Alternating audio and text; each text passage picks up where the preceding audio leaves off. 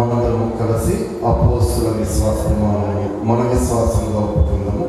భూమి ఆకాశాలను సృజించిన సర్వశక్తి గల తండ్రి అయిన దేవుని నమ్ముచున్నాను.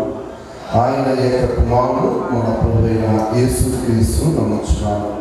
ఈయన పరిశుద్ధాత్మల గర్భమున ధరింపబడి కన్యైన మరియకు పుట్టి పొంది పిలాతు అధికారం కింద శ్రమపడి సిలువేయబడి చనిపోయి సమాధి చేయబడినని అదృష్టంలోనికి దిగినని చనిపోయిన వారి నుండి మూడో రోజు లేచి పరలోకానికి ఎక్కి సర్వశక్తి గల తండ్రి దేవుని కుడి చేతి వైపున కూర్చుని ఉన్నాడని సజీవులకును మృతులకును తీర్పు చేయుటకు అక్కడి నుండి వచ్చినని నమ్ముచున్నాను. పరిశుద్ధ ఆత్మను నమ్ముచున్నాను. పరిశుద్ధ క్రైస్తవ సంగమము, పరిశుద్ధ సహవాసము, పాప క్షమాపణని, శరీర పునరుత్థానము, నిత్య జీవనం ఉన్నామని నమ్ముచున్నాను. దేవుని కూర్చు. ఈ యొక్క స్తుతి కొరకు ఏర్పాటు చేయబడిన లేఖన భాగము ఎస్కేలు గ్రంథము 16వ అధ్యాయము. ఎస్కేలు గ్రంథము 16వ అధ్యాయము 7వ వచనం నుంచి 14వ వచనం వరకు లేఖన భాగాన్ని ఇక్కడ సిఆర్గా చేసిన చంటి గారు చెబుతారని. ఎస్కేలు గ్రంథము 16వ అధ్యాయము 7వ వచనం నుంచి 16వ అధ్యాయము 7వ వచనం నుండి 7వ అధ్యాయము 14 నుంచి 7 నుంచి 14 వరకు. 7వ వచనం నుండి 14 వరకు ఈ విధంగా వ్రాయబడి ఉన్నది. మరియు నేలను నాటబడిన చిగురు వృద్ధిగొనట్లు నేను నిన్ను వృద్ధిలోనికి తేగా నువ్వు వెదికి పెద్దదానేవై ఆభరణ భూషితమైతివి. దిగంబరమైన వస్త్రములు హీనత కలిగి ఉన్నను నీకు స్థానములు ఏర్పడేను. తల వెంట్రుకలు పెరిగినను. మరియు నేను నీ యొద్దకు వచ్చి నిన్ను చూడగా ఇష్టము పుట్టించు ప్రాయము నీకు వచ్చి ఉండెను గనుక నీకు అవమానమును కలగకుండా నిన్ను పెళ్లి చేసుకుని నీతో నిబంధన చేసుకొనగా నీవు నా దానవైతివి. ఇదే ప్రభువైన యెహోవా వాక్కు. అప్పుడు నేను నీళ్లతో నిన్ను కడిగి నీ మీదనున్న రక్తమంతయు తుడిచి నిన్ను నూనెతో అంటి విచిత్రమైన కుట్టు పని చేసిన వస్త్రమును నీకు ధరింపజేసి తిని సన్నమైన ఎర్రని చర్మముతో చేయబడిన పాద వస్త్రములు నీకు ధరింపజేసి తిని సన్నమైన ఎర్రని చర్మతో చేయబడిన పాదరక్షకులు నీకు తొడిగించి తిని సన్నపు అవిసె నేరన బట్టు నీకు వేయించి తిని నీకు పట్టుబట్టలు ధరింపజేసి తిని మరియు నీవు ఆభరణముల చేత నిన్ను అలంకరించుకొని నీ చేతులకు కడియములు పెట్టి నీ మెడకు గొలుసు తగిలించి నీ చెవులకు ముక్కునకును పోగులను నీకు తగిలించి నీ చెవుకులు ముక్కులు పోగులను నీ తలకు కిరీటమును పెట్టించి తిని ఇలాగూ బంగారముతోనూ వెండితోనూ నేను నిన్ను అలంకరించి తిని సన్నపు అవిసెనేర పట్టు విచిత్రపు కుట్టు పనిగల బట్టలు నీకు ధరింపజేసి గోధుమలు గల తేనెయు నూనెయు ఆహారముగా ఇయగా నువ్వు మిక్కిలి సౌందర్యవతివి రాని అంతగా అభివృద్ధి పొందితివి. నేను నీకు అనుగ్రహించిన నా ప్రభావము చేత సౌందర్యము పరిపూర్ణము కాగా అన్యజనులు దానిని చూచి నీ కీర్తి ప్రశంసించు వచ్చిరి. ఇదే ప్రభువు యెహోవా వాక్కు. ఈ వాక్యం అంతేము. కుమార్తెకు కూడా శుభాకాంక్షలు మానసకి డాలీకి తెలియజేస్తూ ఉన్నాను. చాలా జాగ్రత్తగా మనం ఆలోచన చేయగలిగితే ఈ వయసు చక్కటి వయసు. ఈ వయసులో యేసు ప్రభుని స్వరక్షకుడిగా మనం అంగీకరించాలి. బాబు కొంచెంసేపు మాట్లాడకుండా ఉండండి.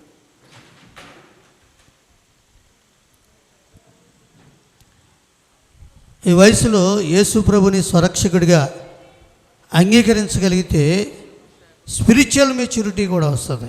శారీరక, మానసిక, ఆత్మ సంబంధమైనటువంటి మెచ్యూరిటీ కూడా ఉండాలి. ఈ 3 మెచ్యూరిటీలు కొంతమందికి శరీర సంబంధమైన మెచ్యూరిటీ ఉంది, కొంతమందికి మానసిక సంబంధమైనటువంటి మెచ్యూరిటీ కూడా ఉంటుంది, కొంతమందికి స్పిరిచువల్ మెచ్యూరిటీ ఉండదు. వృద్ధాప్యం వచ్చినా వాళ్ళకి స్పిరిచువల్ మెచ్యూరిటీ అనేది ఉండదు. ఈ 3 మెచ్యూరిటీలు కూడా మనుషులకి ఎంతో అవసరమైనది. ఈరోజు కుమార్తె మరి శారీరక సంబంధమైన మానసిక సంబంధమైన మెచ్యూరిటీ కలిగింది. ఇప్పుడు ఆత్మ సంబంధమైనటువంటి మెచ్యూరిటీ కూడా ఉండాలి. పౌలు గారు ఏమంటున్నా అంటే, నేను చిన్నపిల్లవాడిగా ఉన్నప్పుడు చిన్నపిల్లవాని వలె ప్రవర్తించాను, ఇప్పుడు పెద్దవాడిని అయ్యాను, పెద్దవాని వలె యోచిస్తున్నాను, మాట్లాడుతున్నాను, పెద్దవాని వలె నేను ప్రవర్తిస్తున్నాను. కాబట్టి ఈ విధానంలోనికి బిడ్డ వెళ్ళడానికి దేవుడు కృప చూపిస్తున్నాడు. మనం చాలా క్లుప్తంగానే ఈరోజు మనం మాట్లాడుకోబోతున్నాం. కీర్తనల గ్రంథంలో ఒకసారి మనం మొదటి అధ్యాయాన్ని మనం చూడగలిగితే ఒక చక్కటి మాట, వ్రాయబడిన మాటలు మనం చూడవచ్చు.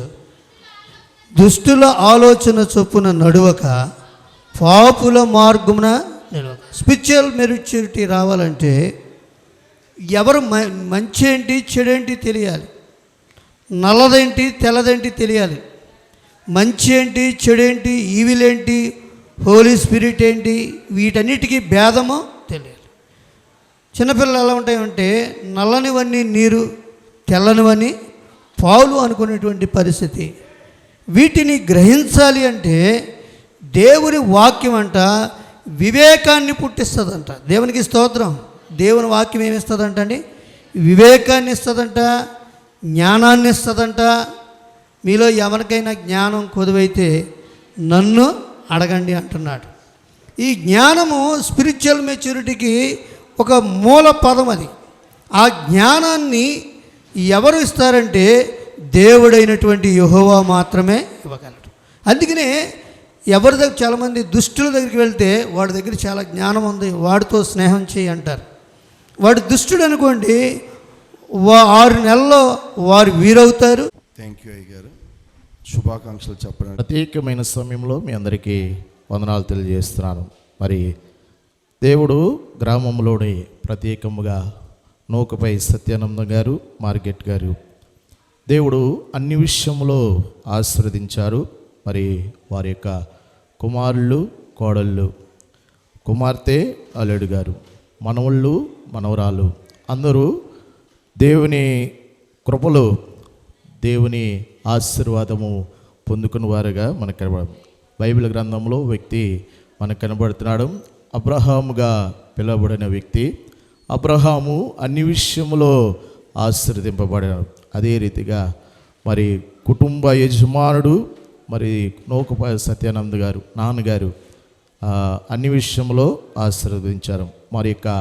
వారి యొక్క కుమారుడు, ఆత్మీయ సహోదరుడు నూకపాయ రామ్ కుమార్ గారు, లలిత గారి దేవుడు అనుగ్రహించిన మానస నిక్నేమ్గా డాలీగా పిలువబడుతుంది. మరి యవ్వన కాలంలో ప్రవేశించిందంటే చాలా ప్రమాదకరమైన ఈ వయసు మనకు కనబడుద్ది. ఎందుకంటే యవ్వన కాలంలో అనేకమైన ఒడిదుడుకులు ఏర్పడడం మనం చూస్తున్నాం. కానీ దేవుని కృపలో దేవుని ఆశీర్వాదం పొందుకున్న ప్రతి ఒక్కరూ ఈ యవ్వన కాలం అనేది దేవునికి ఇష్టము పుట్టించు ప్రాయిగా మనం కనబడాలి. అందుకే మనందరికీ మానస అనే ఈ వ్యక్తి, ఈ స్త్రీ ప్రత్యేకముగా అట్రాక్షన్గా మనందరికీ కనబడుతుంది. మనకు ఏ రీతిగా అట్రాక్షన్గా కనబడంతో దేవునికి కూడా అదే రీతిగా అట్రాక్షన్గా కనబడాలని వాక్యము సెలవిచ్చడం మనం చూస్తున్నాం. అందుకే అపోస్తలుడైన పౌలు తీమోతికి రాసిన పత్రిక, మొదటి పత్రిక 4వ అధ్యాయము 12వ వచనంలో మనకు కనబడింది. నీ యవ్వనమును బట్టి ఎవడు నిన్ను తృణీకరింపనీయకము, కానీ మాటలోను, ప్రవర్తనలోను, ప్రేమలోను, విశ్వాసములోను, పవిత్రతలోను విశ్వాసులకి మాదిరిగా ఉండుము అనే మాట మనం చూస్తున్నాం. కేవలం ఒక పురుషుడికే ఇది హెచ్చరిక కాదు, బైబిల్ అంతటికీ ఒక స్త్రీ పురుషులకి ఒక హెచ్చరిక ఉంటుంది. అందుకే యవ్వనమును బట్టి అనే మాటలోను, ప్రవర్తనలోను, ప్రేమలోను, విశ్వాసములోను, పవిత్రతను తన్ను తాను కాపాడుకునే స్థితిలో ఒక వయస్సుకు దేవుడు ఏర్పాటు చేయడం అని చూస్తున్నాం. ఒక వ్యక్తి ఎరిక్ ఎరిక్సన్ అనే వ్యక్తి ఒక మానవుని యొక్క స్థితిగతిని 6 స్టేజెస్గా విభజించాడు. అందులో బాల్యమును ఒక ప్రత్యేకముగా కనబరిచాడు.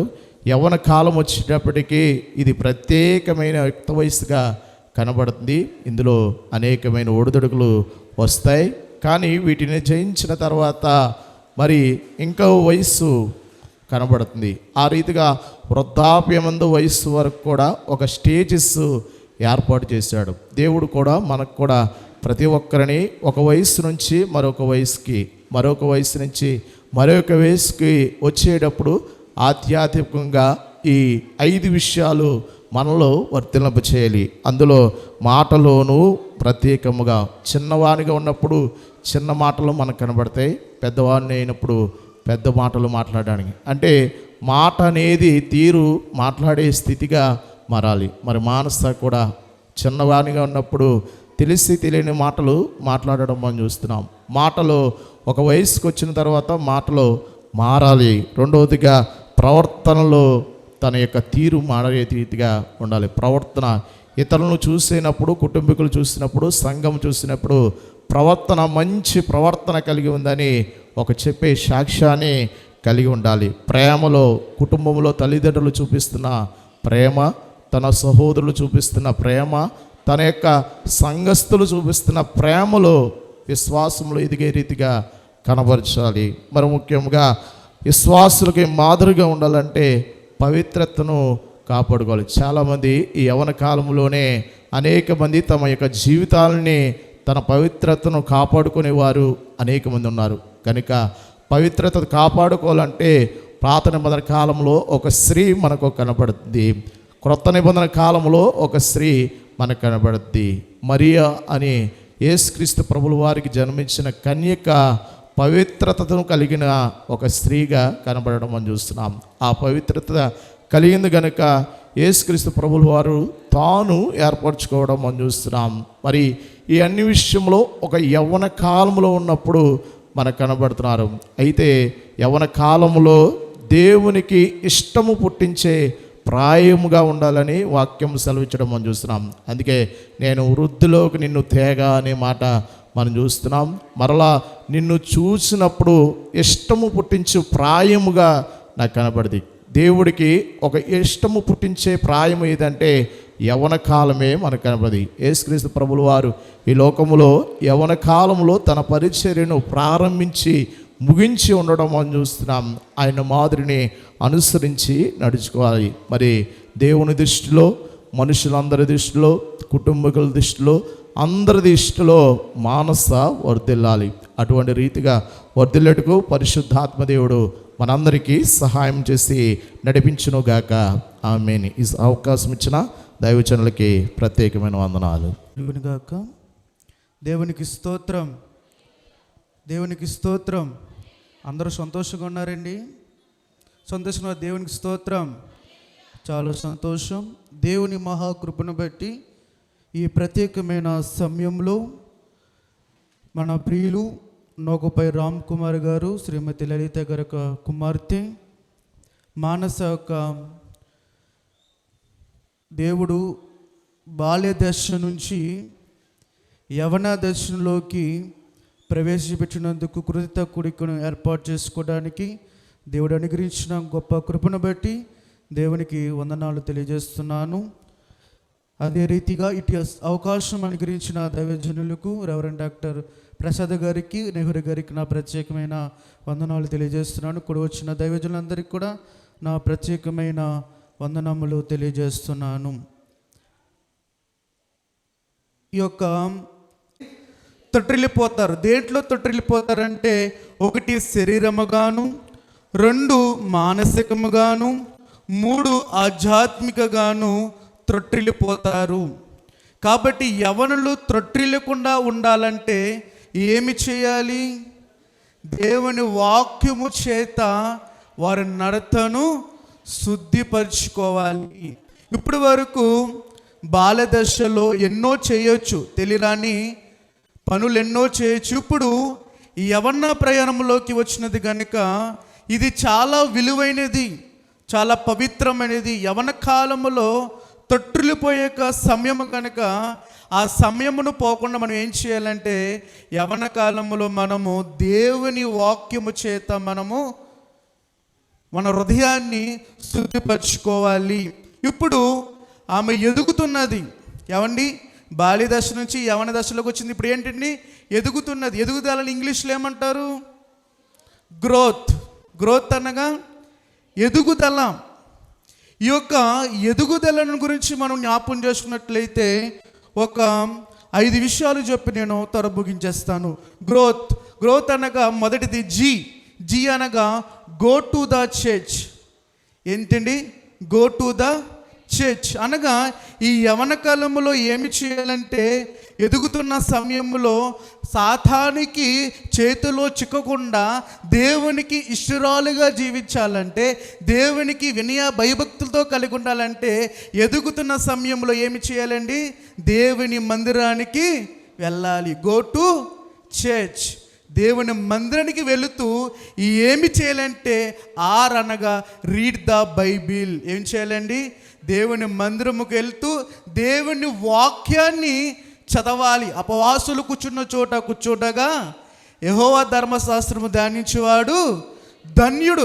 ఎవరైతే దివారాత్రములను దేవుని యొక్క ధర్మశాస్త్రము ధ్యానిస్తాడో వాడు ధన్యుడు. The fruitful of life. అతడు ధన్యుడిగా ఫలభరితమైన జీవితం కలిగి ఉంటారు. నెక్స్ట్ మనం రెండో వర్డ్ చూస్తే ఓ అనగా ఒబీడియన్స్. ఒబీడియన్స్ అంటే ఏంటండి? విధేయత. ఒకటి, దేవుని మందిరానికి వెళ్ళాలి. మందిరంకి వెళ్తున్న నువ్వు దేవుని వాక్యాన్ని చదవాలి. వాక్యము చదువుతున్న నువ్వు విధేయత కలిగి ఉండాలి. ఏమి కలిగి ఉండాలండి? విధేయత కలిగి ఉండాలి. మనం ఒబీడియన్స్. వినయము గల స్త్రీ కొనియాడబడదని ఉంటుందండి. అంటే వినయము కలిగి ఉండాలి, విధేయత మనము కలిగి ఉండాలి. తర్వాత గ్రోత్లో 4వ అక్షరం చూస్తే W అనగా విట్నెస్ అనగా సాక్ష్యము. ఏమండి? మంచి సాక్ష్యము కలిగి ఉండాలి. పలానా కుమార్తె పలాగాని గొప్ప సాక్ష్యం మనము కలిగి ఉండాలండి. ఎవరైనా ఈ అమ్మాయి చూసినప్పుడు, మానసం చూసినప్పుడు, పలానా రామ్ కుమార్ గారు లలిత కుమార్తె చాలా మంచిది, చాలా వినయము కలిగినది, చాలా భయభక్తులు కలిగినది, దేవుని మందిరానికి చూచక తప్పక వచ్చేది అని గొప్ప సాక్ష్యము కలిగి ఉండాలి. ఇప్పటి వరకు మానస ఆ బాల్య దశలో ఉన్నప్పుడు ఆటలాడుకుంటూ ఉండేది. ఇప్పుడు యవన దశలోకి వచ్చింది కనుక చాలా జాగ్రత్తగా ఉండాలి. అందుకనే దేవుని వాక్యం సెలవిస్తుంది, యవనులు తప్పక త్రొట్టిల్లిపోతారు. త్రొట్టిల్లక ఉండకూడదంటే దేవుని వాక్యము చేత తన నడతను శుద్ధిపరచుకోవాలి, కాపాడుకోవాలి.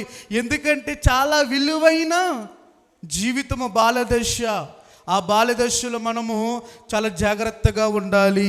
అదే రీతిగా ఇంకో వర్డ్ మనం చూసినట్లయితే టీ అనగా ట్రూత్. ట్రూత్ అంటే సత్యము. సత్యమే మాట్లాడాలి. ఏమండి? సత్యమే మాట్లాడాలి. మనము సత్యముతోనే మాట్లాడాలి. ఇంకెటువంటి అబద్ధాలు, ఎటువంటి మాటలు మనము మాట్లాడకూడదు. తర్వాత లాస్ట్ వర్డ్ హెచ్ అనగా హానెస్ట్. హానెస్ట్ అనగా నిజాయితీ. ఏమిటండి? హానెస్ట్ అనగా నిజాయితీ. నిజముగా మనం ఉండాలి. తల్లిదండ్రులను మనము మోసపరచకూడదు. ఒకవేళ అనుకోవచ్చు, నా తల్లిదండ్రులు నన్ను చూస్తలేదు కదా, నేను చేసిన కార్యములను అనుకోవచ్చు. కానీ ఎవరు చూస్తారండి?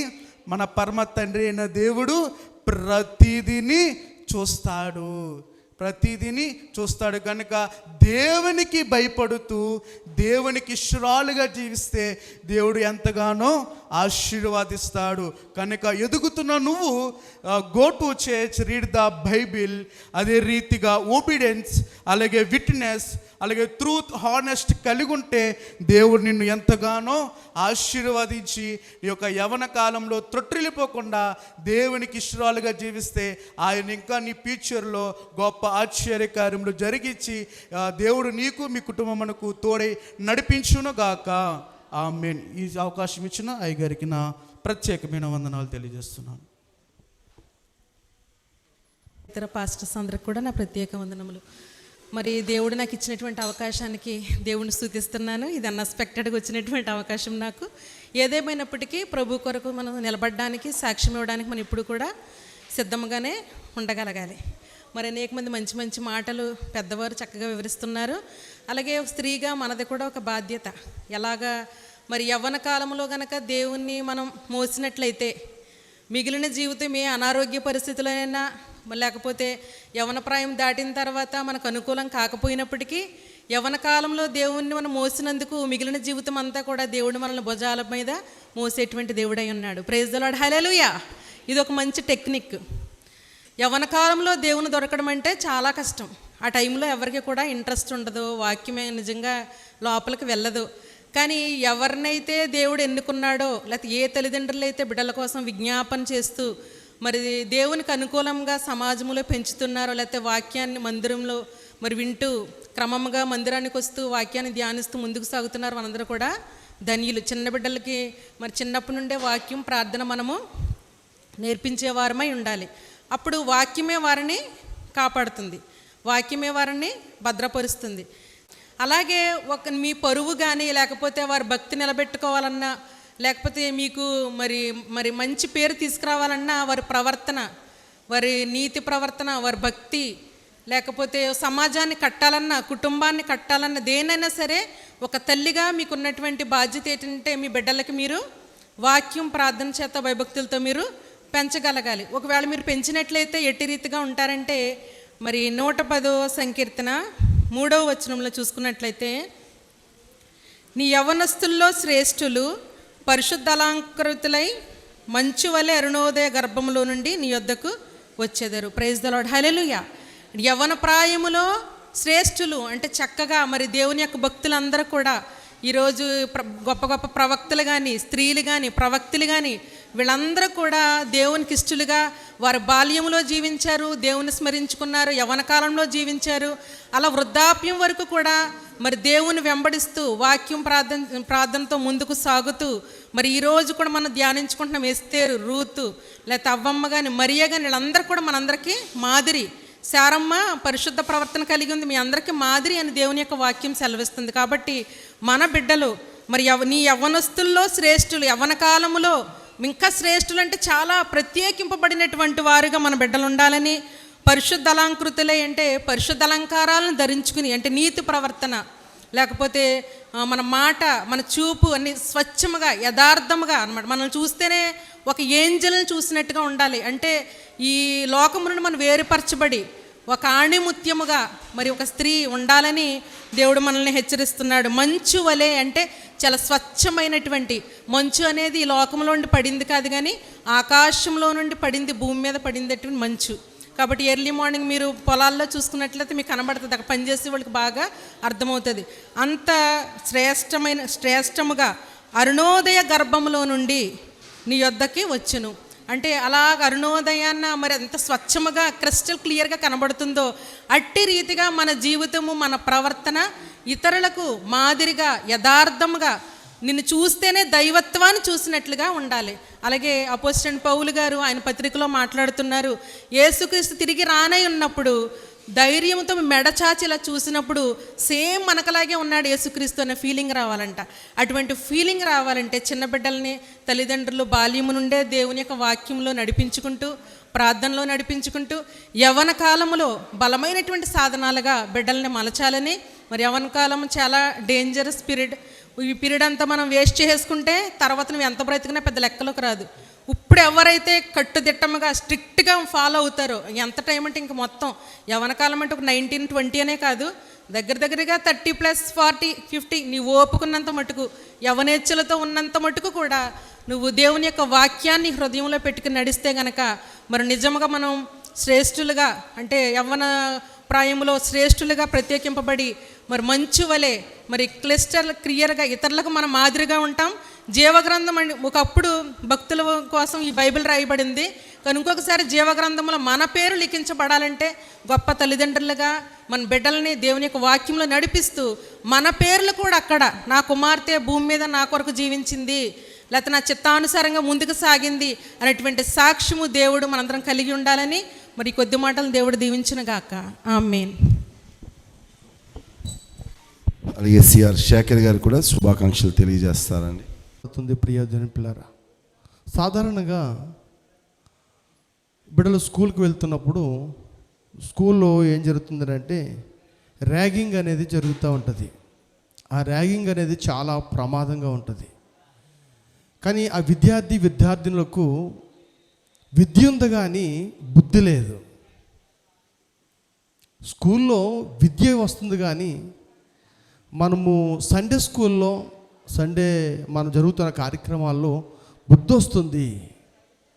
బుద్ధి లేకపోవటం వల్ల యవన దశ అనేది ప్రమాద దశగా వెళ్ళిపోతుంది.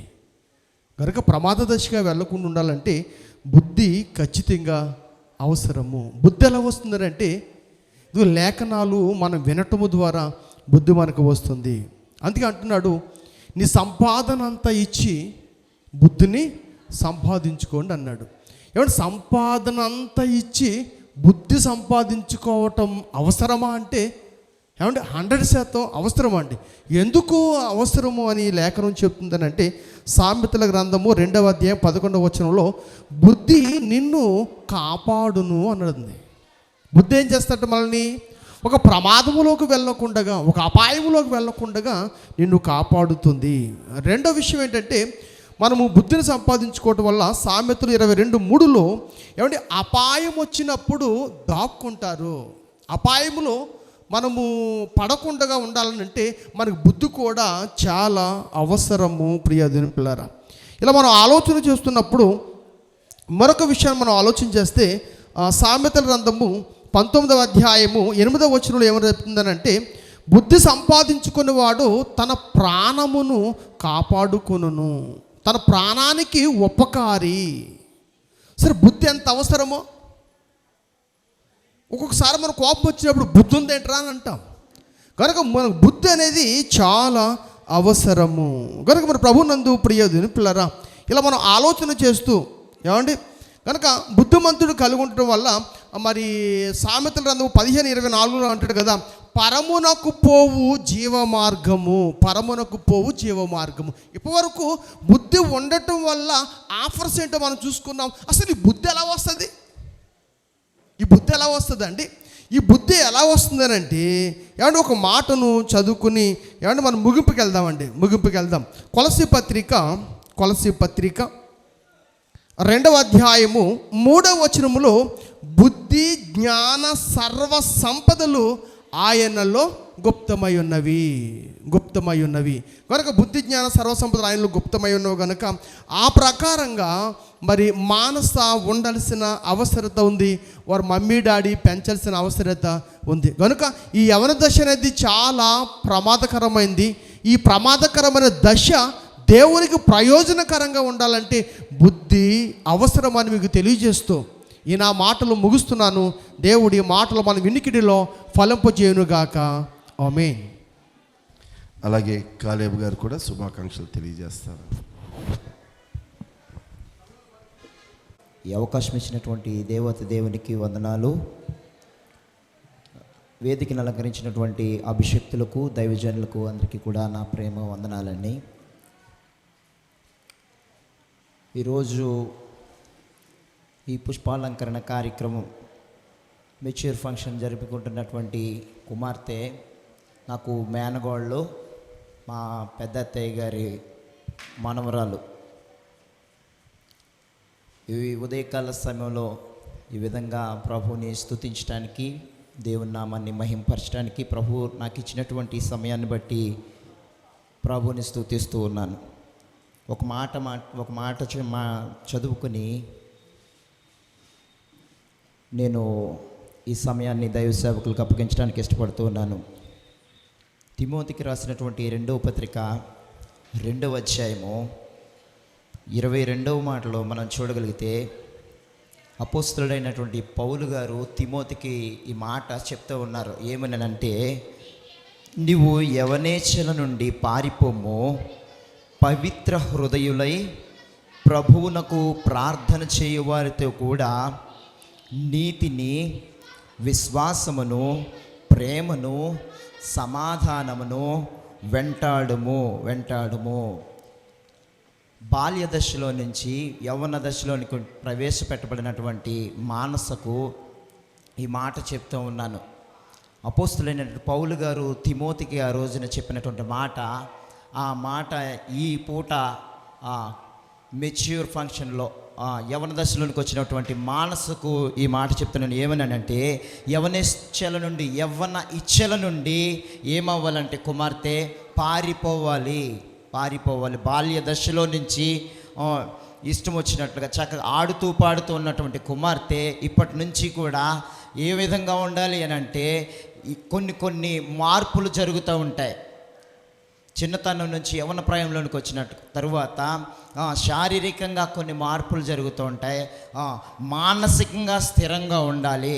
మానసికంగా స్థిరంగా ఉండగలిగితే నువ్వు యవనేచ్ఛల నుంచి పారిపోయినట్లు. మానసికంగా మనం ఎలా స్థిరంగా ఉండగలుగుతాం? మన బుద్ధి సరైంది కాదు కదా, మన బుద్ధి వంకర బుద్ధి కదా.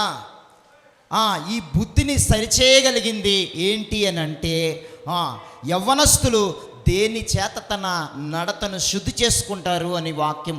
నీ వాక్యమును బట్టి జాగ్రత్తగా చూసుకోవాలి. యవనేశ్వరుల నుండి కుమార్తె పారిపోవాలి అని అంటే దేన్ని అనుసరించాలి అని అంటే సీరియల్లో అనుసరించో, లేకుంటే వేరే లోక సంబంధమైనటువంటి మనుషులను అనుసరిస్తే యవనేచ్ఛల నుంచి తప్పించబడదు. కానీ ఏ విధంగా తప్పించబడుతుంది యవనేచ్ఛల నుంచి అని అంటే వాక్యమును జాగ్రత్తగా చూసుకొనుట చేతనే అని వాక్యం సెలవిస్తుంది. అదేవిధంగా అక్కడ కొన్ని మాటలు మనం చూస్తూ ఉంటాము. పవిత్ర హృదయులై ప్రభువునకు ప్రార్థన చేయువారితో కూడా, అక్కడ మాట మనం చూడగలిగితే ఎవరైతే ఆత్మీయంగా ఉంటారో వారిని వెంబడించాలి. 6 మాసాలు కలిగి ఉంటే వారు వీరవుతారు అన్నట్లుగా ఎవరైతే దైవికమైనటువంటి ఆలోచనలు కలిగి ఉన్నారో, ఎవరైతే ఆత్మీయంగా దేవుళ్ళలో ఎదుగుతూ ఉన్నారో వారిని వెంబడించేవారిగా ఉండాలి. కానీ కుమార్తె ఫ్యాషన్లు చేసేవారిని వెంబడించేవారిగా ఉండకూడదు. ఇష్టానుసారంగా లోకానుసారంగా తిరిగేటువంటి పిల్లల్ని వెంబడించేదానిగా ఉండకూడదు. కానీ ఎవరు ప్రార్థన యందు ఆసక్తి కలిగిన వారు ఎవరున్నారో, ఆత్మీయంగా ఎదిగేవారు ఎవరైతే ఉన్నారో వారిని వెంబడించేటట్టుగా ఉండాలని ఈ మాట తెలియజేస్తూ ఉన్నాను. నీతిని, విశ్వాసమును, ప్రేమను, సమాధానమును వెంటాడాలి. ఈ మాటలు కుమార్తెకి తెలియజేస్తున్నాను. నీతిని వెంటాడాలి, విశ్వాసమును వెంటాడాలి, ప్రేమను వెంటాడాలి, సమాధానమును వెంటాడాలి. విషయాలు జ్ఞాపకం చేస్తూ ఉన్నాను. దైవిక సంబంధమైనటువంటి సుగుణాల చేత యవన దశలోనికి వచ్చినటువంటి కుమార్తె దేవునికి ఇష్టరాలుగా ఉండేటట్లుగా ప్రభు కృప మానస పైన ఉండునుగాక. ఆమేన్. ఈ అవకాశం ఇచ్చినటువంటి దైవ సేవకులు ప్రత్యేకమైన వందనాలండి. చివరిగా యాకోబు గారు కూడా ఎలా జరిగిందో చాలామందికి తెలుసు, కొంతమందికి తెలియదు. బహుశా ఉన్న దైవజనులు ఎవరికి కూడా తెలియదు. ఫస్ట్ బర్త్డేకి అందరికీ భోజనాలు పెడదామన్నట్టుగా ఆలోచించుకున్న వాళ్ళు ఒక గొప్ప దైవజనుణ్ణి తీసుకొచ్చి సువార్తను చెప్పించారు. స్తోత్రం చెప్పండి. భోజనాలు పెడితే ఓ 2 గంటలు తృప్తి చెంది సంతోషించి వెళ్ళిపోతాం. ఇంకా ఐస్ క్రీమ్ అయితే బాగున్ను, కిల్లి అయితే బాగున్ను, లేకపోతే ఇంకేదో అనుకుంటాం. కానీ వాక్య విందును సిద్ధం చేశాడు రామ్ కుమార్ ఫస్ట్ బర్త్డేకి. ఈ రోజును కూడా కుమార్తె మెచ్యూర్ ఫంక్షన్కి ఇంతమంది అభిషక్తుల చేత వాక్యాన్ని వినిపిస్తున్నాడు. స్తోత్రం నేపేయండి. కొంచెం గట్టిగా చెప్తే ఆకలి ఎక్కువ అవుతుంది, భోజనం చేయొచ్చు మంచిగా. రైట్, గమనించండి. ఇప్పటి వరకు దైవజనులందరూ ఎలా ఉండాలో చెప్పారు. బైబిల్ గ్రంథంలో నుంచి 2 ఆడపిల్లల్ని ఎత్తుకుని ఎలా ఉండకూడదో చెబుతా. నెంబర్ 1, 12 మంది సరసన పుట్టింది. అనండి, మేనా కాదు, కొంచెం అనాలి గట్టిగా. మేనా అంటే సినిమాలో మేనా గుర్తొచ్చేస్తుందేమో కాదు మీకు. 12 మంది సరసన పుట్టింది. దేనా చేసిన పొరపాటు అని తెలుసా?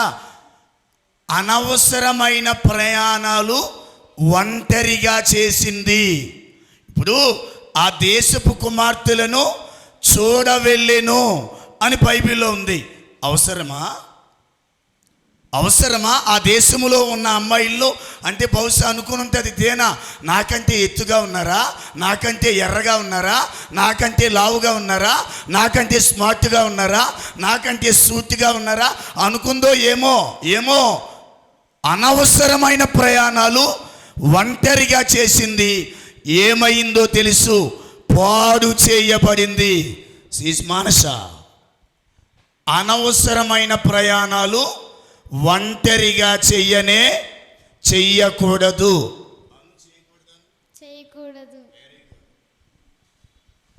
అనవసరమైన ప్రయాణాలు ఒంటరిగా చేసిన దేనా పాడైపోయినట్లుగా మన పిల్లలెవరూ ఉండకుందురుగాక. రెండో మాట మీకు తెలుసు, బాప్తిస్మిచ్చి యోహాను తల ఏమైంది? నరకబడి ఎవరి చేతులు పెట్టారు? ఒక యవ్వనస్తురాలు చేతులు పెట్టారు. కారణం మీ అందరికీ తెలుసు. ఆమె డ్యాన్స్ చేసి రాజుగారిని సంతోషపరిచింది. అంటే ఈ యవ్వనస్తురాలు అనవసరమైనవి నేర్చుకుంది. ఏం నేర్చుకుంది? కొంచెం అనండి గట్టిగా. అరే, క్రైస్తవ పిల్లలకి డ్యాన్సులు అవసరమా? అనవసరమైనవి నేర్చుకుంది. అనవసరమైనవి నేర్చుకుని వాళ్ళని సంతోషపెట్టి ప్రవక్త చావుకు కారకురాలయ్యింది. తండ్రి సమానమైన వ్యక్తిగా మానసకు నేను చెప్పే మాట, నువ్వు అవసరమైనవి మాత్రమే నేర్చుకుందువుగాక. చెప్తాం బిగ్గరగా, నేర్చుకుందురుగాక. మన ఎండగండి ఆడపిల్లలు మగపిల్లలందరూ కూడా అవసరమైన వాటి ప్రభువు సిద్ధపరచునుగాక అని తెలియజేస్తూ, మనస రాబోయే దినాల్లో సంఘములో వాళ్ళ అమ్మ లలిత వలె దేవుని చేతిలో వాడబడే పాత్రగా ప్రభువు చేయునుగాక. ఆమేన్. అందరికీ వందనాలు. మరి బిడ్డను ఆ రీతిగా తీర్చబడాలంటే అది తల్లి చేతిలో ఉంటుందని మనం అనుకుంటాం. కానీ మరి బైబిల్లో చూస్తే యోఫ్తా కుమార్తె గురించి ఒక్కసారి ఆలోచిద్దామండి. బిడ్డ తల్లి లేనప్పటికీ కూడా తండ్రి ఎక్కడున్నాడమ్మా? అడ్రస్ లేని ప్లేస్లో ఉండేవాడు. కానీ ఆ బిడ్డ ఎలా ఉందమ్మా? మంచి ప్రార్థనా పరురాలుగా సిద్ధపడింది. కాబట్టి ఇటు రామ్ కుమారు అలాగే లలిత కూడా మంచి క్రమముగాను సంఘంలో సమాజంలో గౌరవమైన బిడ్డలుగా ఉన్నారు. అలాగే మరి మానస కూడా ఆ రీతిగా రావాలి. యోఫ్తా కుమార్తె నేర్చుకుంది ఏంటంటే విధేయత అనేది నేర్చుకుంది. రెండోదిగా చూస్తే నూతన నిబంధనలోకి వచ్చేసరికి ఎవరు కనబడతాండి? రోదే అని ఒక బిడ్డ కనబడుతుంది. రోదే అనగా అర్థము గులాబీ. మరి ముళ్ళల్లో నుంచి చిగురించి మరి అందమైన గులాబీగా తయారవుతుంది. అదే రీతిగా మనస కూడా ప్రార్థనా గుంపులో ఉండాలని నా యొక్క దీవెన ఆశీర్వాదం. మరి బిడ్డ యొక్క జీవితాన్ని భవిష్యత్తుని దేవుడు సమృద్ధిగా దీవించి ఎంచుకుందాం. చివరి ప్రార్థన ప్రభు నేర్పిన ప్రార్థన ఆశీర్వాదంతో ముగించుకుందాం. మన మధ్యన నెహ్రయ్య గారు ఉన్నారు. ప్రార్థన ఆశీర్వాదంతో ముగించుకుందాం.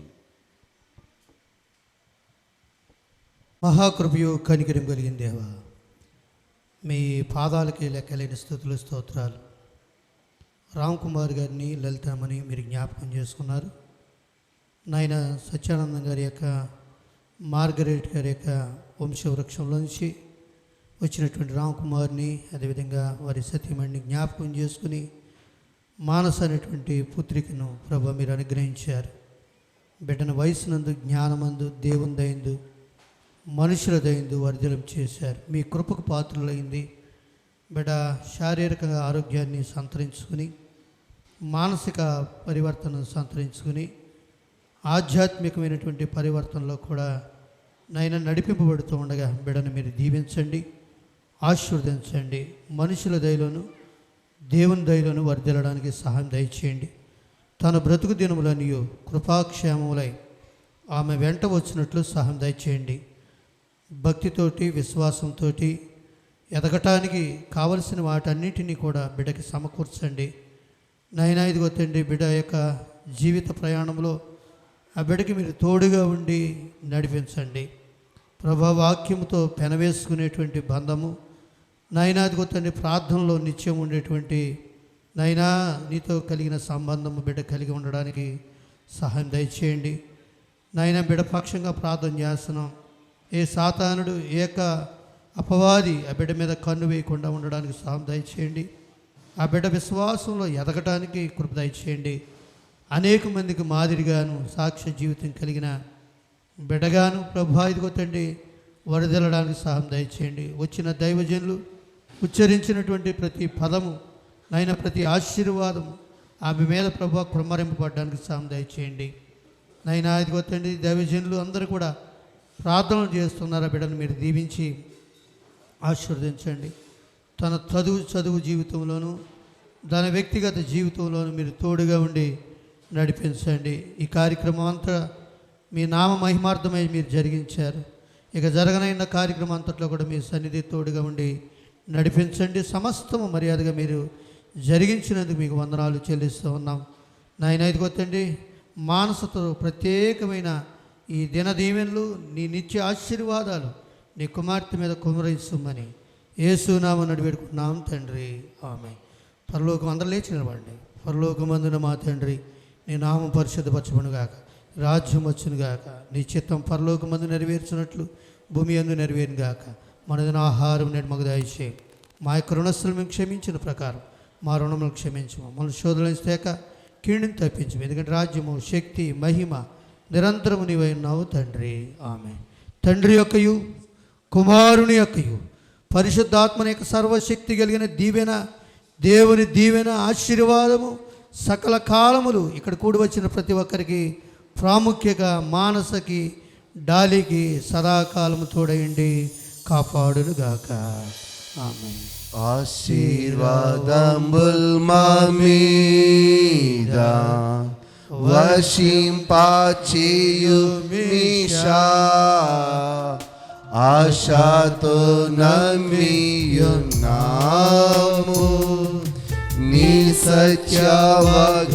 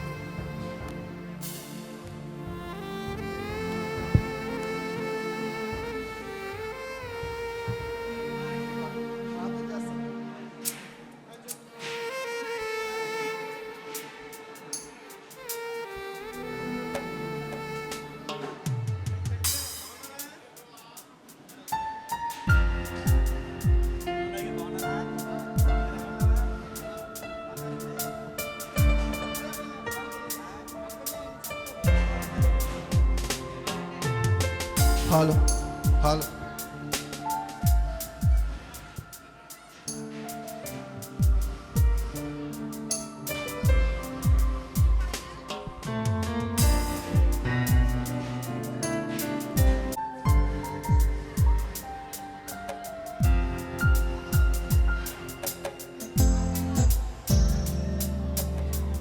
ఉన్నానండి. అక్షింతలు వేసేవారు దయించి గమనించాలి, రావాలండి.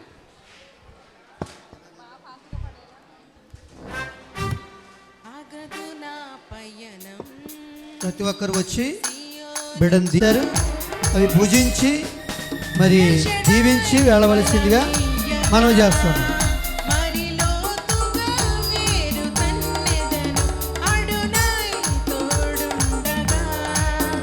పైకెదిగి ఫలించ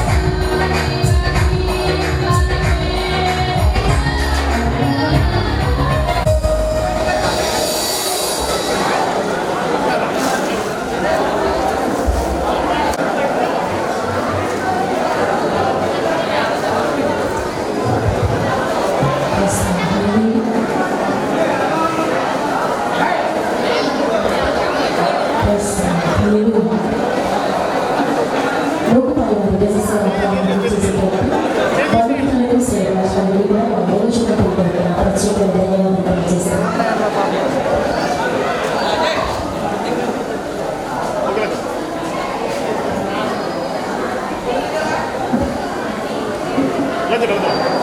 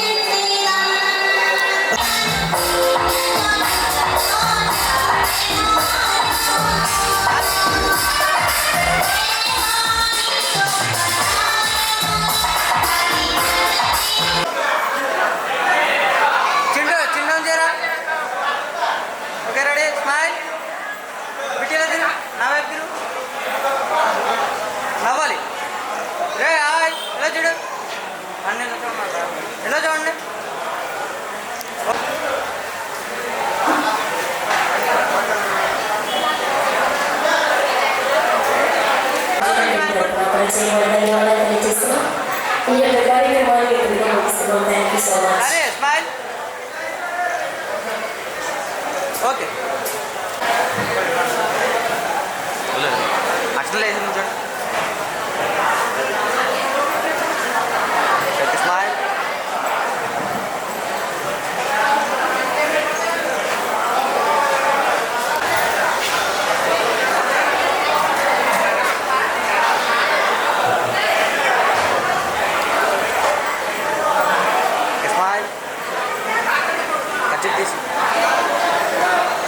కచ్చి బ్యాగలంటే కచ్చి ఫోన్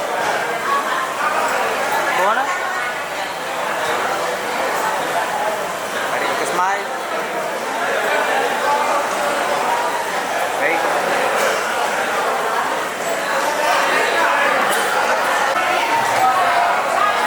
స్మైల్.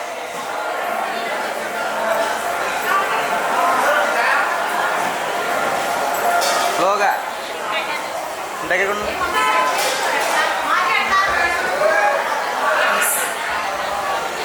దయచేసి గమనించండి. లోకపై బ్రదర్స్ ఎక్కడైనా సరే స్టేజ్ దగ్గర రావాల్సిందిగా తెలియజేస్తున్నాం.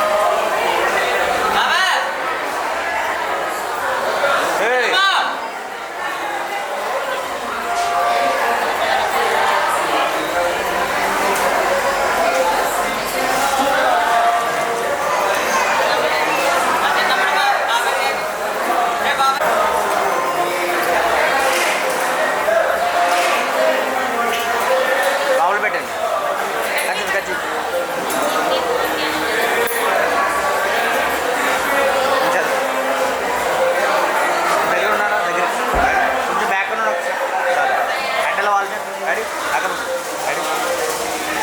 Slow ga. Ready? Smile.